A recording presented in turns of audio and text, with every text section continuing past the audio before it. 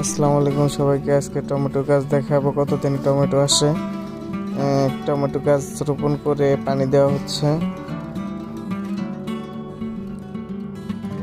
প্রায় 10 দিনের জায়গায় মাটির নিচ থেকে উপরে উঠেছে।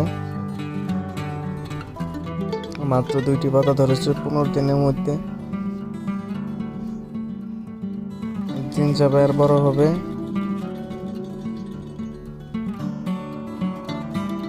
মাঝে মাঝে একটু পানি দিতে হবে, একটু সার দিতে হবে।